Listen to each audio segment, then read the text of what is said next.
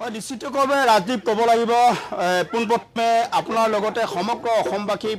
ৰঙালী বিহুৰ এই শুভেচ্ছা জ্ঞাপন কৰিছোঁ আৰু সমান্তৰালভাৱে ৰাজ্যৰ বিভিন্ন প্ৰান্তৰ লগতে ওদালগুৰিতো আচলতে গৰু বিহু এই ধৰণে পালন কৰিছে আৰু এই মুহূৰ্তত ভোলাবাৰীত আৰু এই ভোলাবাৰী কুলসী নৈত এই ধৰণে এইসকল লোকে ওলাই আহি যি পৰম্পৰা সেই পৰম্পৰা ৰক্ষা কৰি তেখেতসকলে আচলতে এই গৰু বিহু তেখেতসকলে গৰু গা ধুৱাইছে এই ধৰণে মই সামগ্ৰিকভাৱে এই দৃশ্যসমূহ মোৰ ভিডিঅ' জাৰ্নেলিষ্ট বাবুৰিয়ানে দেখুৱাই আছে লাও খা বেঙেনা খা বছৰে বছৰে বাঢ়ি যা মাৰে সৰু বাপৰে সৰু বৰ গৰু আৰু এই ধৰণে আচলতে নোৱাই হয় এই ধৰণে যি গৰু বিহু এই গৰু বিহু তেখেতসকলে আয়োজন কৰিছে বিশেষকৈ সম্প্ৰীতিৰ নিদৰ্শন বুলি ক'লেও ভুল নহয় এই অঞ্চলত হিন্দু মুছলিম সকলোৱে মিলি তেখেতসকলে আচলতে এই ধৰণে গৰু তেখেতসকলে নোৱাই আৰু মোৰ লগত আছে এই মুহূৰ্তত এইসকল লোক মই তেখেতসকলৰ পৰা জানিম কি ক'ব এই গৰু বিহুৰ যি পৰম্পৰা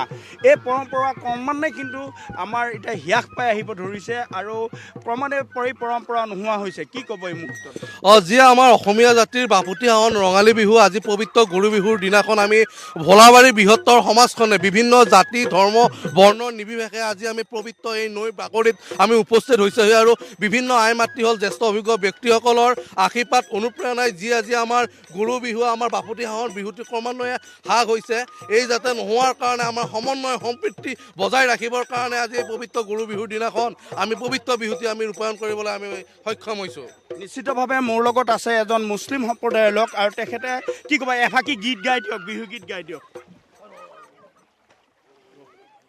অতি কৈছে নেহৰ মুগাৰে মহুৰা তাতোত কৈছে নে হৰৈ বাকু তাতোত কৈছে নেহৰ বহাগৰ বিহুটিयै নেপাতি কেনে কৈ থাকো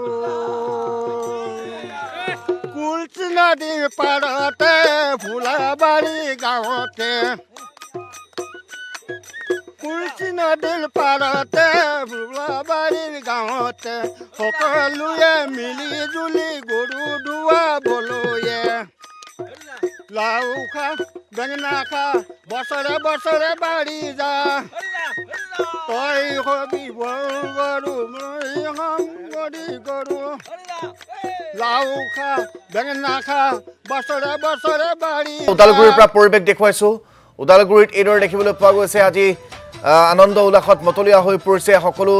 জাতি ধৰ্ম বৰ্ণ নিৰ্বিশেষে সকলোৱে গৰু বিহুৰ আনন্দ উল্লাসত মতলীয়া হৈ পৰিছে আপোনালোকে দেখিবলৈ পাইছে ইছলাম ধৰ্মাৱলম্বী লোকেও আজি গৰু বিহু পালন কৰিছে ওদালগুৰিত তাৰ পৰিৱেশ আমি আপোনালোকক দেখুৱাইছো